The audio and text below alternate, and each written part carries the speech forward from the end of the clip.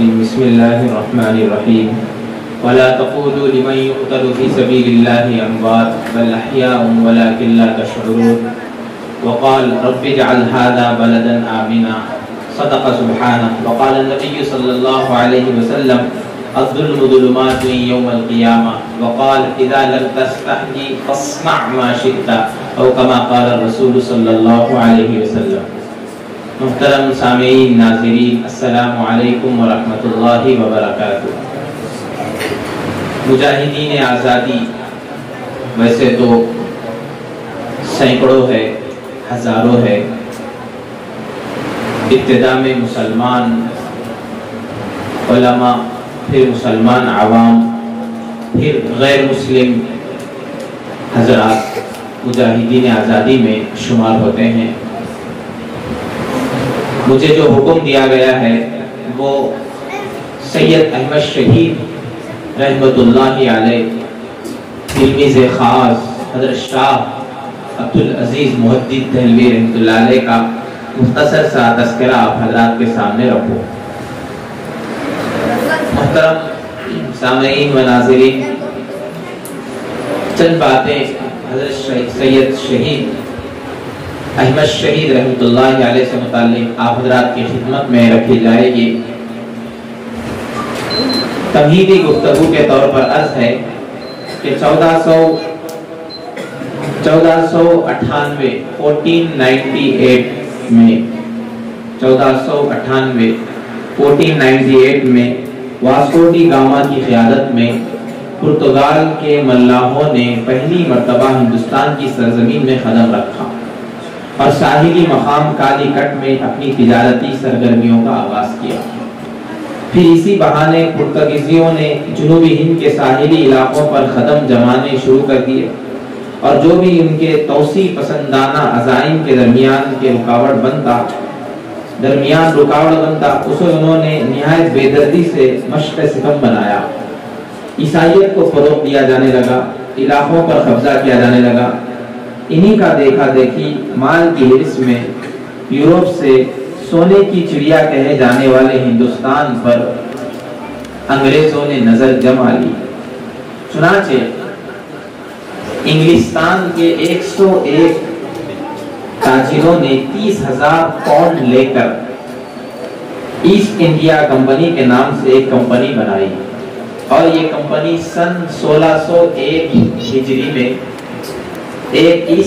سن 1601 ہجری میں شروع کی گئی اور اس کا پہلا جہاز ہندوستان روانہ کیا گیا، بنگال کو مرکز بنایا گیا۔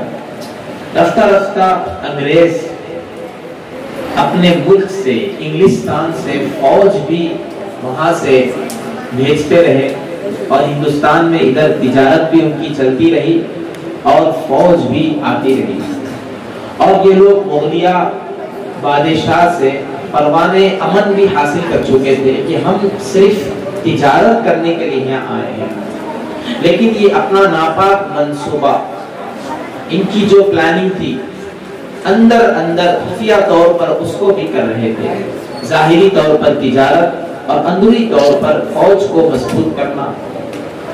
چنانچہ یہ لوگ بنگال پر ظلم و زیادتی شروع کر دیے، لوٹ کھسوٹ شروع ہو گئی۔ بنگال کا جو لوٹ کھسوٹ ہے یہ ہندوستان کا سب سے سیاہ ترین دن ہے۔ اس کے بعد یہ لوگ مختصراً تمہید کے طور پر عرض ہے، پھر سید احمد شہید رحمت اللہ علیہ کا تذکرہ آپ حضرات کے سامنے رکھا جائے گا۔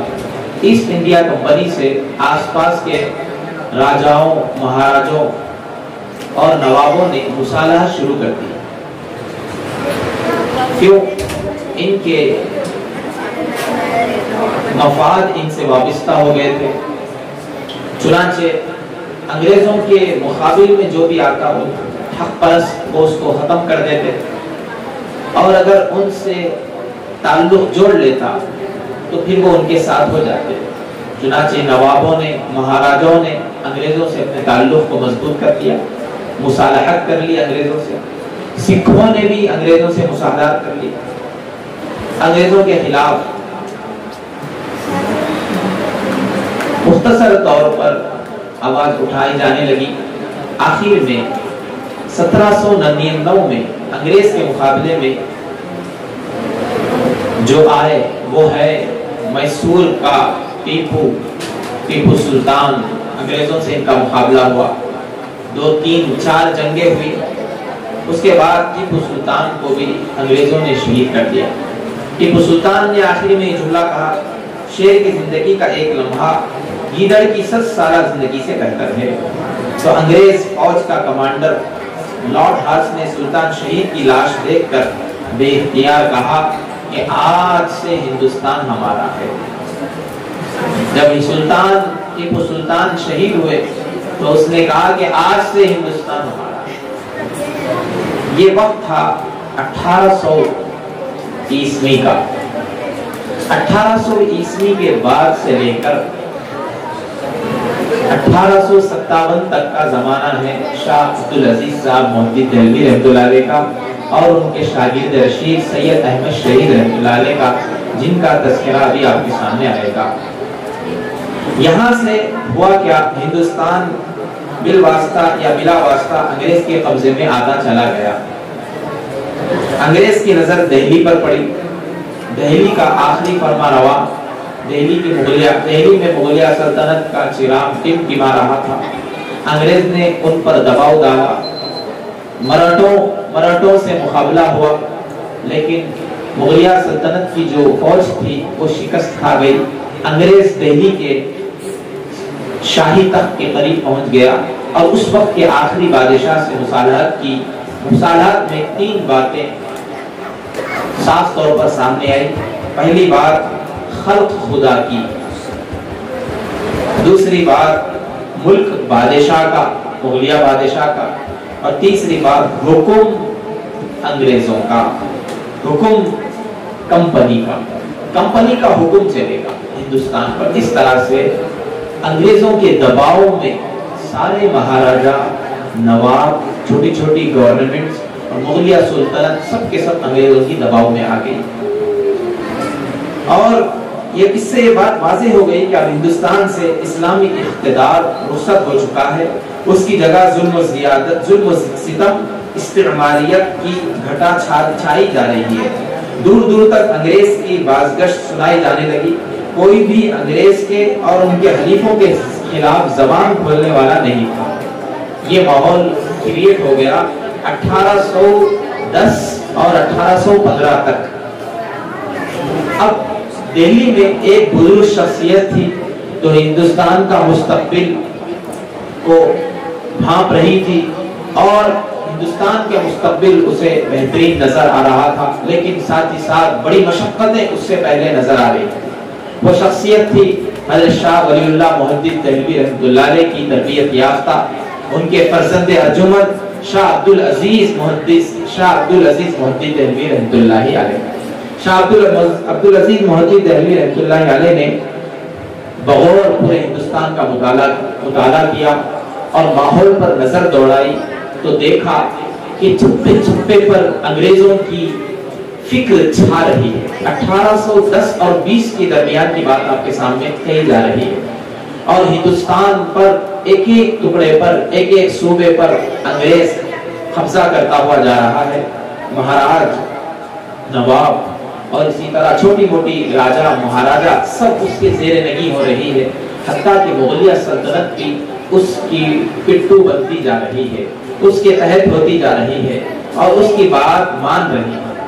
تو انہوں نے غور کیا، غور کرنے کے بعد معلوم ہوا کہ انگریز ہندوستان پر نہ صرف قبضہ کر رہا تھا بلکہ عیسائیت کو فروغ دے رہا تھا اور یہاں کے مسلمانوں کو مذہب سے ہٹانے اور مذہب سے دور کرنے کی کوششوں میں لگا ہوا تھا۔ اور ہندوستان جس کو سونے کی چڑیا کہا جاتا تھا، یہاں کی جائیدادیں اور یہاں کے قیمتی چیزیں وہ اپنے وطن، اپنے ملک منتقل کرنے والا تھا، یہ سب آپ نے بھانپ لیا۔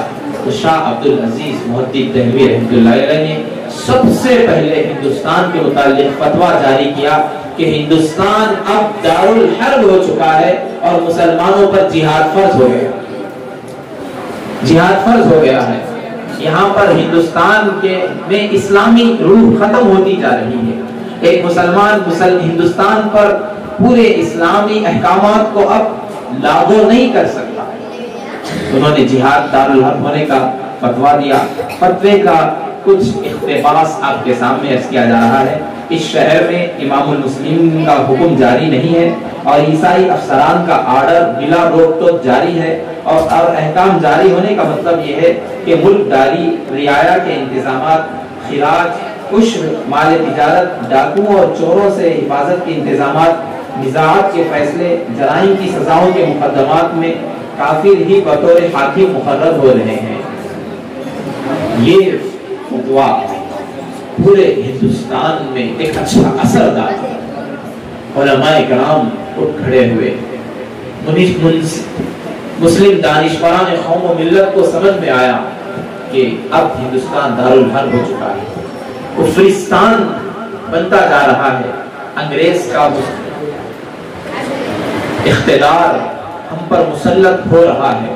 لہذا آپ تو چونکہ بوڑھے ہو چکے تھے، 70-80 سال کی عمر تھی. شاہ عبدالعزیز محدث دہلوی رحمۃ اللہ علیہ، آپ نے اپنے شاگردوں، مریدین، متقیدین میں سے آپ کی نظر پڑی سید احمد شہید رحمۃ اللہ علیہ پر، جو اس وقت 40 سال کے تھے. آپ نے حضرت سید شہید رحمۃ اللہ علیہ کا انتخاب کیا اور کر کے آپ کو نواب میر علی خان کی فوج میں شامل ہونے کا حکم دیا. نواب میر علی خان اور اسی طرح جسونت راؤ پلکر، یہ دو اب تک بھی انگریزوں کے خلاف تھے. تو حضرت شاہ محدث دہلوی، حضرت شاہ صاحب، اب آپ کے سامنے شاہ صاحب کا لفظ آئے گا. حضرت شاہ صاحب نے سید احمد شہید رحمۃ اللہ علیہ، جو آپ کے تلمیذ سے خاص ہے، کہا کہ آپ جسونت راؤ پلکر اور نواب میر علی خان کی فوج میں شامل ہو جائیں، جو انگریزوں کے خلاف ہے، اور ان کی فوج میں ہی رہے. چنانچہ سید صاحب یعنی سید احمد شہید رحمۃ اللہ علیہ، آپ کے تلمیذ خاص، اسی میں شامل ہو گئے. 7 سال تک ان کی فوج میں رہ کر آپ کو ٹریننگ دی گئی. آپ بہترین مجاہد بنے. سید احمد شہید رحمۃ اللہ علیہ کی خوبیاں کیا تھیں؟ آپ ایک انتہائی متقی پرہیزگار تھے اور اللہ والے تھے. بزرگوں کی نسبتیں آپ کے اندر تھی. تقویٰ اور للہیت میں آپ بہت ہی اونچے مقام پر تھے. اس لیے استاذ کی نظر ایک ایسے شاگرد پر پڑی جو دین اور دنیا، جو جہاد کو بھی کما حق ہو ادا کر سکے اور دین پر بھی کما حق ہو عمل بھی کر سکے، دوسروں تک بھی پہنچ سکے.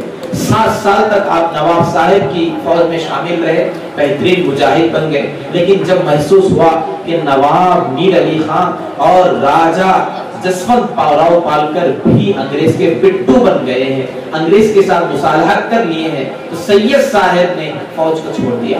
اس کے بعد اپنے استاد گرامی کے مشورے سے آپ نے سید صاحب نے صلاح و فلاح کا کام شروع کیا. سب سے پہلے ہندوستانی مسلمانوں میں تقویٰ اور طہارت پیدا کرنا ضروری تھا، کیونکہ اس سے پہلے جہاد کا شوق آنا مشکل تھا. جہاد ایک بہت بڑی چیز ہوتی ہے. اپنی جان کو اللہ کے لیے قربان کر دینا، اپنی بیویوں کو بیوہ کر دینا، بچوں کو یتیم کر دینا، یہ کوئی معمولی بات نہیں ہوتی. اس کے لیے اس قسم کا تقویٰ اور اس قسم کی جذبہ شہادت کی ضرورت ہوتی ہے. تو آپ نے سید صاحب نے شاہ صاحب کے ایما اور حکم پر لوگوں میں صلاح اور فلاح کا کام شروع کیا، تبلیغ اور تزکیہ کا کام شروع کیا. ایک ایک کو پکڑتے، اس کے اندر سے بدعات کو نکالتے، خرافات کو نکالتے، توحید کو اس کے اندر بھرتے. یہ کام آپ نے شروع کیا. چنانچہ اب اس کام کے لیے شاہ اسماعیل شہید رحمۃ اللہ علیہ کی قیادت اور شاہ مولانا عبدالحی جیسے بزرگان دین کی قیادت میں اور مشورے میں یہ کام شروع ہوا اور مسلمانوں کے اندر شرک سے بیزاری ڈالی گئی اور جہاد کا اسپرٹ ان کے اندر گھولا گیا. اور اس طرح سید صاحب کے ایک متقیدین بنتے چلے گئے. ابھی جہاد کی بات نہیں ہے، کھلا طور پہ ابھی ان کے اندر تقویٰ طہارت کی بات اور اسی طرح ایمان پر مضبوطی کی بات کہی گئی. سید صاحب کا متقیدین اور مریدین میں جذبہ جہاد اور تقویٰ للہیت پیدا کرنا، صلاح اور ارشاد کی خاطر دورہ. اب سید صاحب نے اپنے استاذ کے حکم پر دورہ شروع کیا ہندوستان کا. یہ پہلا دورہ ہے. سید صاحب کا، سید احمد شہید رحمۃ اللہ علیہ کا، یہ واقعات ہے 1820 اور 25 اور 30 کے درمیان کے۔ سید صاحب نے میرٹھ، غازی آباد، سردھنا، بھلک، مظفر نگر، مراد آباد، شاہجہاں پور وغیرہ کا دورہ کیا۔ اس دورے میں کافی اصلاح کا کام ہوا اور مختصراً جہاد کی بھی ترغیب دی جانے لگی، اور آپ کے ساتھ آپ کے ہزاروں لوگ آپ کے ساتھ ہوتے چلے گئے۔ ایک مرتبہ آپ نے اپنے مرید کو ایک تمنچا دیا اور کہا کہ جہاد فی سبیل اللہ کی نیت سے ہتھیار اٹھاؤ۔ ادھر صوفی بنائے، پھر اس کے بعد مجاہد بھی تیار کر دیے۔ سید صاحب کا سفر حج اور مکہ قیام۔ سید صاحب کچھ دیر کے لیے رک گئے اور دیکھا کہ مسلمانوں میں حج کا سفر کم ہو گیا ہے۔ کیوں؟ مسلمان یہ سمجھ رہے ہیں اور چند چھوٹے علماء بھی یہ سمجھ رہے ہیں کہ انگریز کے مسلط ہونے کی وجہ سے راستہ پرامن نہیں رہا، لہذا حج ہم پر اب فرض نہیں ہے۔ سید صاحب نے کہا کہ یہ اتنا بڑا فریضہ اور مسلمان اس سے دور رہے، چنانچہ ایک دورہ آپ نے شروع کیا۔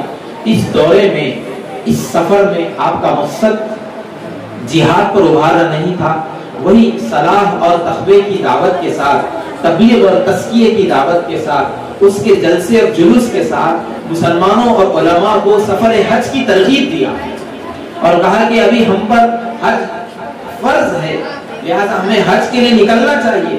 راستہ ایک جگہ سے اگر پرامن نہیں ہے تو دوسری جگہ سے جا سکتے ہیں۔ لہذا آپ نے لوگوں کو تشکیل کرتے کرتے کلکتہ کے مقام سے 400 لوگ آپ کے ساتھ ہو گئے، اور اسی طرح ایک اور بریلی کے مقام سے 400 لوگ، 800 لوگوں کا قافلہ لے کر آپ مکہ مکرمہ تشریف لے گئے، اور وہاں پر 13 مہینوں تک آپ وہاں رہے، پانی کے جہاز سے سفر گیا۔ وہاں پر 800 لوگوں کے ساتھ آپ نے مکمل تربیتی کام کیا اور ان لوگوں کو جہاد پر ابھارا اور ان لوگوں کے اندر وطن کے لیے، اسلام کے خاطر جان قربان کرنے کے جذبے پیدا کیے۔ دوستو بزرگوں، 1857 سے پہلے یہ کام ہوا، مجاہدین لوگوں میں جہاد کا جذبہ پیدا کیا گیا، صلاح و فلاح کا کام کیا گیا، بدعات سے نفرت دلائی گئی، شرک سے نفرت دلائی گئی، اللہ کے بندوں کو اللہ سے مکمل جوڑا گیا۔ سفر حج سے واپسی کے بعد سید صاحب نے جہاد کی مکمل تحریک شروع کر دی اور اپنے جہاد کا مرکز صوبہ سرحد کو بنایا۔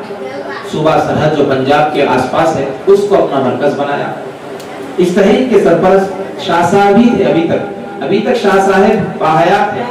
شاہ صاحب کی عمر 80 سے 90 کے درمیان چل رہی ہے۔ شاہ عبدالعزیز محدث دہلوی رحمۃ اللہ علیہ، وہ بھی ابھی ان کی سرپرستی کر رہے ہیں، اور شاہ صاحب چونکہ دہلی میں تھے، دہلی سے مجاہدین کو رسد مالیہ آتا تھا اور جہاد کی چیزیں آتی تھی، جہاد کے لیے پیسہ آیا کرتا تھا۔ ادھر شاہ صاحب سے دلی سے سرپرستی بھی چل رہی ہے، اور ادھر ایک مرد مجاہد عوام کو جوڑتے پھر رہا ہے، عوام میں صلاح و تقوی کو ڈالتے پھر رہا ہے، جذبے جہاد کو لیتے پھر رہا ہے، اور اپنی ایک فوج تیار کر رہا ہے۔ فوج تیار ہو گئی، اور اس کے بعد سید صاحب نے 2 علماء کا انتخاب کیا، محمد اسماعیل شہید اور مولانا عبدالحی صاحب۔ ان دونوں کو کہا کہ آپ مزید ہندوستان کے علاقوں میں جاؤ، صلاح اور فلاح، تزکیہ نفس کے جلسے کرو اور جہاد پر لوگوں کو ابھارو۔ لہذا یہ دونوں حضرات اپنے کام پر لگ گئے۔ سید صاحب آئے اور صوبہ سرحد کو اپنا جہاد کا مرکز بنا لیا۔ اس وقت آپ کے پاس 1500 مجاہدین تھے۔ صوبہ سرحد کو آپ نے مرکز کیوں بنایا؟ ایک وجہ یہ تھی کہ یہ مکمل مسلم آبادی تھی، دوسری وجہ یہ تھی یہاں کے پٹھان لوگ تھے جو دینی حمیت میں عام مسلمانوں سے زیادہ ان کے اندر دینی حمیت تھی اور طاقت بھی تھی۔ تیسری وجہ تھی کہ صوبہ سرحد کے بازو میں سکھوں کا علاقہ تھا، اور حضرت کو یہ بار بار اطلاعات آ رہی تھی کہ سکھ مسلمانوں پر بے دردی سے ظلم کر رہے ہیں، اور سکھوں کا تال میل ہو گیا ہے انگریزوں سے، لہٰذا آپ نے سکھوں کو بھی سبق سکھانا سوچا۔ اس چوتھی وجہ یہ تھی صوبہ سرحد کے قریب میں افغانستان تھا، ایران تھا، جب کبھی بھی مدد کی ضرورت ہوگی تو افغانستان سے مدد مل جائے گی۔ ان 4 وجوہات کی وجہ سے سید صاحب نے اپنا جہاد کا مرکز 1500 مجاہدین کے ساتھ صوبہ سرحد کو بنایا۔ سید صاحب اور سکھوں سے مقابلہ 1826 میں سکھوں سے مقابلہ ہوا۔ 37 سید صاحب کے مجاہدین شہید ہوئے، 35 زخمی ہوئے۔ دراصل یہ مقابلہ انگریزوں سے تھا، لیکن سکھوں سے کیوں ہوا؟ سکھوں سے ہونے کی 2 وجوہات ہیں۔ پہلی وجہ یہ تھی کہ سکھ مسلمانوں پر انتہائی ظلم کر رہے تھے، اور دوسری وجہ یہ تھی کہ سکھوں کا انگریزوں سے گہرا تال میل ہو گیا تھا، اس وجہ سے۔ اور سید صاحب کی اصل لڑائی انگریزوں سے تھی۔ اس کا کیا ثبوت ہے؟ سید صاحب کے ایک لیٹر سے اس کا ثبوت ملتا ہے، جو لیٹر سید صاحب نے ہندو راجا کو لکھا تھا ریاست گولیار کے۔ چنانچہ اس لیٹر کے 2 لائن آپ کی خدمت میں ہیں۔ جناب کو معلوم ہے کہ وہ بیگانہ اور اجنبی جو وطن عزیز سے بہت دور رہنے والے دنیا جہاں کے مالک بن گئے، سودا بیچنے والے بادشاہ کے درجے کو پہنچ گئے، سودا بیچنے والے بادشاہ کے درجے کو پہنچ گئے، اور جو بیگانہ اور اجنبی تھے وہ ہمارے ملک پر آ رہے ہیں۔ اس لیٹر سے معلوم ہو رہا ہے کہ سید صاحب کا نشانہ انگریز کے نہ کہ سکھ برادری۔ اس کے بعد عارضی حکومت سید صاحب کو الحمدللہ سکھوں سے مقابلے پر کامیابی ملی، تو آپ نے عارضی حکومت اپنی اس علاقے میں قائم کر دی، اور گویا یہ عارضی حکومت ایسی تھی جیسے اسلامی حکومت۔ یہ حکومت 4 سال 4 ماہ پر مشتمل تھی۔ سید صاحب نے اس میں عش اور خراج کو لاگو کیا، اور رسومات کا خاتمہ کیا، جہاد کی تشکیل شروع کی، گویا کہ ایک چھوٹی سی اسلامی ریاست بن گئی۔ اس کے بعد سید صاحب کے ٹکر میں جو آئے وہ مسلم نواب اور مسلم مہاراجہ۔ مسلم مہاراجہ اور نوابوں کو سید صاحب کی یہ کامیابی اور مخلصانہ جد و جہد ہضم نہیں ہوئی۔ کیوں؟ سید صاحب مکمل طور پر انگریزوں کے خلاف تھے، اور انگریزوں کے لڑنے میں ان کے درمیان جو بھی آتا تھا ان کے بھی خلاف تھا۔ تو مفاد پرست جو حکمراں تھے، جو امراء تھے، جو چھوٹے چھوٹے بادشاہ تھے، نواب تھے، وہ لوگ سید صاحب کو ہضم نہیں کی۔ شروع تو سید صاحب کی حمایت کیے، تائید کیے، کئی نواب آتے تھے، آپ کی تائید کرتے تھے، راجہ مہاراجہ آتے تھے، آپ کی تائید کرتے تھے، بے شک انگریزوں کو ہٹانا چاہیے، بے شک انگریز ظالم ہیں، ہمارے ملک پر قبضہ کر رہے ہیں۔ لیکن ابتدا بعد میں یہ لوگ پھر انگریز کی طرف چلے گئے، انگریز سے مصالحت کر لیے۔ چنانچہ ہوا کیا؟ مسلم بادشاہوں نے سید صاحب اور مجاہدین سے مقابلہ کیا۔ 2 بادشاہوں کا ذکر کیا جاتا ہے۔ سردار خان ولی خان نے فوج کے ذریعے سید صاحب سے مقابلہ کیا، دوسرا یار محمد خان نے بھی سید صاحب سے مقابلہ کیا۔ ان دونوں مقابلوں میں سید صاحب کو کامیابی ملی، اور مجاہدین کے جذبے بڑھ گئے، اور تیزی سے جہاد کے لیے لوگ تیار ہونا شروع ہو گئے۔ اور ادھر آپ کے کیمپ میں، صوبہ سرحد میں جو کیمپ تھا، وہ کیمپ میں لوگ آنا شروع ہو گئے۔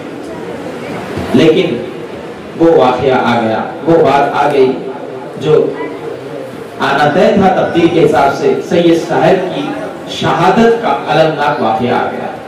یہ ہوا کہ جو لوگ بادشاہ اور نواب راجہ، مسلم راجہ سید صاحب سے شکست ہو گئے تھے، شکست خوردہ ہو گئے تھے، وہ انگریز سے جا ملے، اور انگریز کو طاقت مل گئی، بڑی طاقت مل گئی، اور انہوں نے کہا کہ سید صاحب کا خاتمہ کر دینا چاہیے۔ تو سید صاحب